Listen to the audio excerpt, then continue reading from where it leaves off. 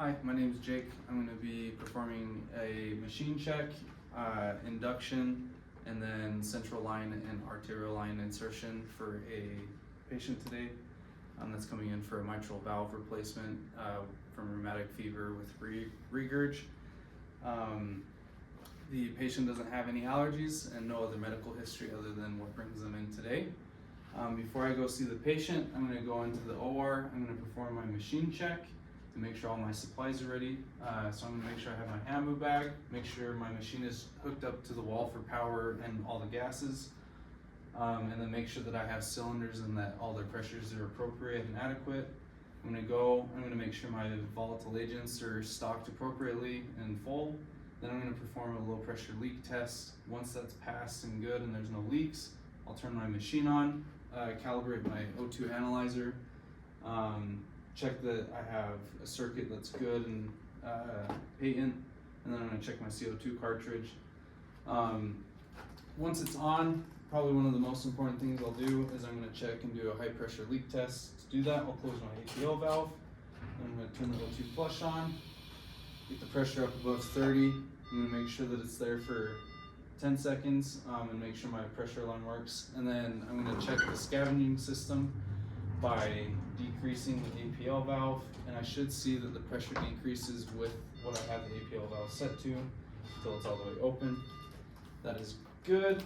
So now that that's all ready and I have all my monitoring stuff ready to go so I can hook up the patient when they get into the room. I'm also gonna, before I go see the patient, I'm gonna drop my medications. So for this patient, I'll drop Versed, Fent, propofol, and succinylcholine for induction. And then I'll go over dosaging once I administer those. I'm gonna get my ET tube ready. In this case, it's gonna be a 8.0 for this male patient. And once I have my room ready, I'm now gonna go to the pre-op area. I'm going to perform a preoperative assessment and talk about the anesthetic plan with the intubation and volatile agents to keep the patient asleep and comfortable throughout the procedure. And then I'm going to go over the consent and information for the central line and arterial line placement. So for both, the indications are the surgery because the patient will require vasopressors, which will help aid, and I'll discuss this with the patient. I'll help keep his blood pressure up and or down if they do come up. All those medications can be damaging to the lower vasculature of the arm.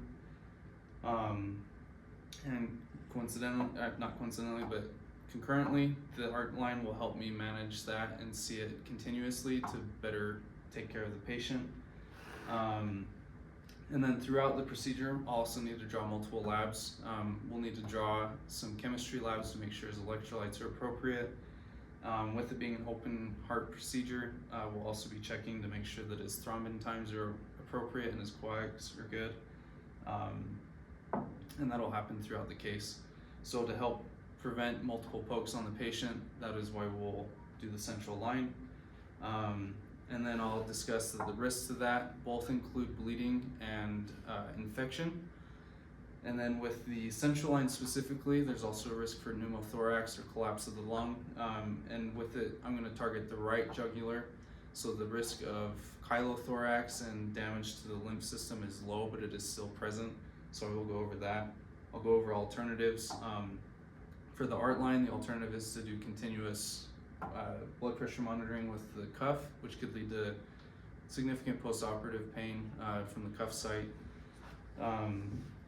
and inaccurate timing and possible measurement of the blood pressure if it gets too low or high. With the central line, the alternatives would include multiple large bore peripheral IVs. And as I discussed, that can be damaging to the lower vessels when we give the vasoactive agents. We also won't be able to draw labs off of those, so that would include multiple pokes throughout the procedure. Once I've gone over this, I will make sure I obtain consent, which the patient does consent, so I'm going to get the consent signed for the central line, art line, and then also for the anesthesia. And once those are done, I'm ready to go. I'm going to take the patient back to the OR with me. On our way down, I'm going to give him 2 milligrams of Versed and 15 mics of fentanyl. Once we're into the OR, I'm gonna put my oxygen on, turn it up, and I'm gonna pre-oxygenate the patient for 3 to 5 minutes, or however long it takes to denitrogenate. Once that is good, I can go ahead and move towards my induction. Before, I'm gonna just kind of have him help me get him into a sniffing position, which we're there. And so I did check a potassium before, so I'm good to use succinylcholine. His potassium was only 4. I'm gonna go ahead and give the propofol for this patient with a weight of 70 kilograms. His dose is 140 milligrams for the induction. And then once the patient is adequately anesthetized that way, and he's not responsive to pain or stimulus, then I'm gonna go ahead and administer the succinylcholine. Once the fasciculations end, and I know the patient is adequately paralyzed, I'm gonna go ahead and remove the oxygen, grab my ET tube and MAC blade, and we're gonna go ahead and intubate the patient.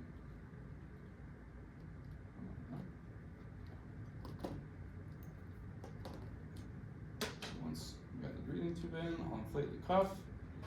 I'm gonna hook up and give some breaths, and I should see some fogging of the ET tube, bilateral chest rise. I'm gonna listen bilaterally and to the stomach to make sure it's there.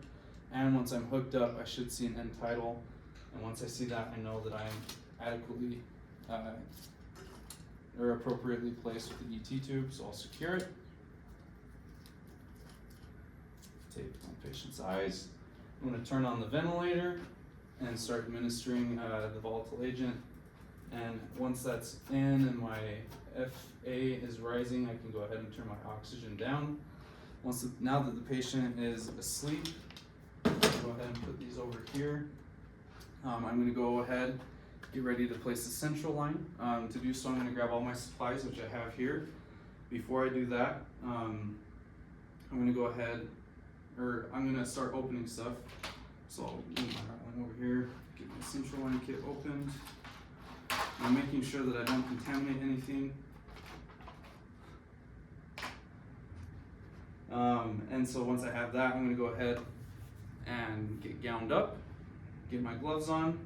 I'm going to sterilely grab and prep the patient. So I have my sterile prep here, which is a chlorhexidine solution. I'm going to prep a large area, larger than what I would need, just to make sure I have more room to insert and keep everything clean. So once that's dry, I'm going to go ahead and grab my sterile drape. Put this on.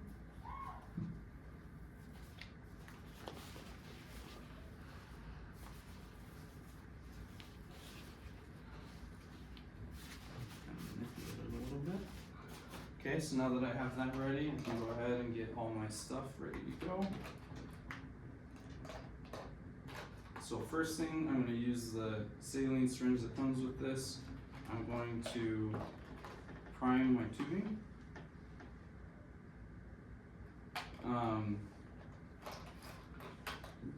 Which is there.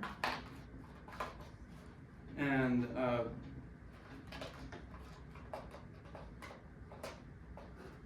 before I move any further, before I poke them, I should say, I will also make sure that the patient's in a Trendelenburg position. And they're intubated, I don't have to worry about this, but if they were not intubated, I'd also make sure that their face was covered and everyone in the room was also gowned and masked up, as I already am. So we're good to go ahead and move forward. I'm gonna start by, so that they're in Trendelenburg, I'm gonna start by anesthetizing the skin. With 1% lidocaine, I'll give 3 mLs. So I'm just gonna go around the site area, which what I'm aiming for is the meeting of the sternal and clavicular head of the SCM muscle, the sternocleidomastoid muscle. And then at the base of that triangle is the collarbone, but I'm gonna aim at the top of the triangle. So now that I have the skin anesthetized, I'm going to go ahead and use a locator needle to first find the vein. While I'm doing that, I'm going to aspirate to make sure I get into the vein. Once I'm there, I can go ahead and get rid of this. I'm going to keep hold of the locator needle And now I'm gonna get my bigger needle.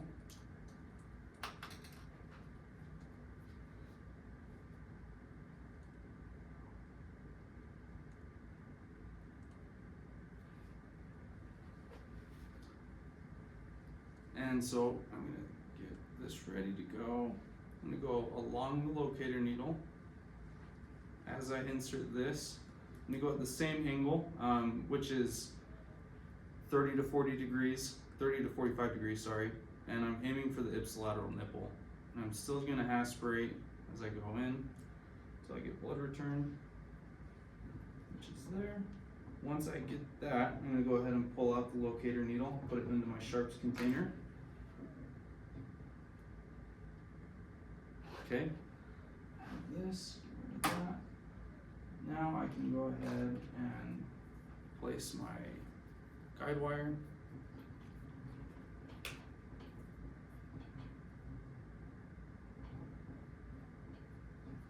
So for this, for the central line itself, it needs to go in, the calculation is height in centimeters divided by 10 for the right jugular. This patient is 180 centimeters tall, and so I'm gonna make sure to advance the catheter in to 18 centimeters. For the guide wire, I'm gonna aim for 20 just so I have a little extra, always making sure that I have, I'm watching the monitor for cardiac arrhythmias. The other thing that I'm gonna be doing the whole time, especially when I'm holding the needle, is I'm gonna be palpating the carotid artery so that I know its location and I know that wherever that is, I need to go slightly medial of that. Oh, sorry, lateral, I misspoke. Slightly lateral of the carotid artery. Once I have this wire in, still palpating and holding the needle, I'm gonna now switch to holding the guide wire as I get rid of this needle. So I'm holding on to this. This is Seldinger's technique. Now that I have the guide wire, I'm gonna go ahead and grab my scalpel and I'm going to go along the wire, making sure not to create a second hole that's not connected. Go along the guide wire up to the hub of the scalpel to make sure I connect a big enough hole for the dilator to go through the skin and the vein. I'm gonna put that into my sharps. Go ahead and grab my dilator.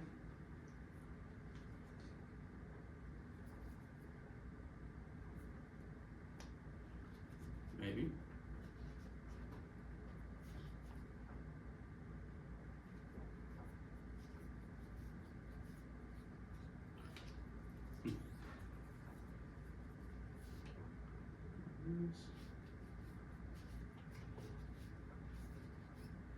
So I'm going to grab the wire on the other side.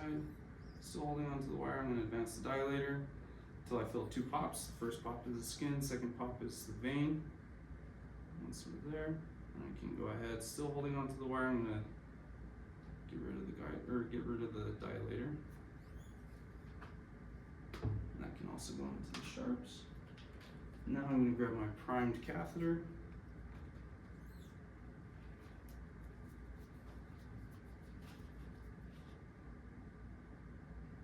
With shaky hands.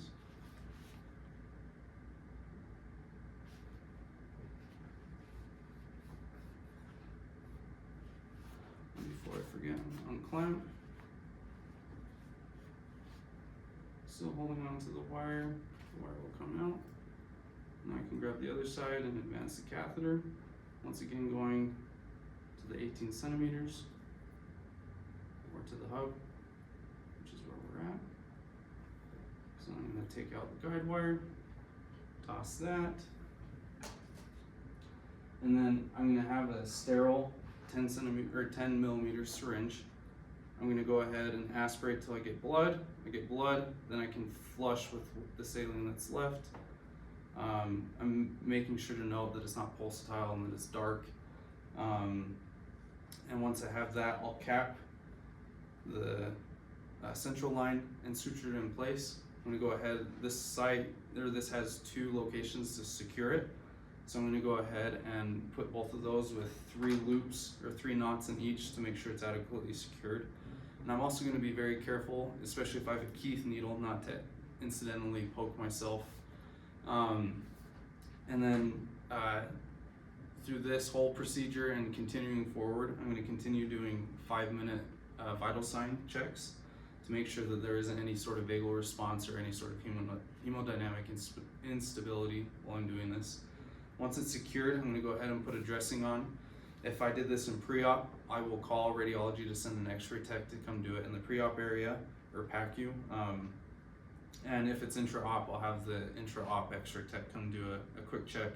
And that's to make sure that it's adequately, the depth is adequate and that I'm not too far in, which could potentially cause complication later on during the surgery. Once that's done and secured, I can go ahead and get rid of my gown or drape. I'm going to go ahead, get rid of my gloves, restock and get ready for my art line, and then go ahead and put new sterile gloves on.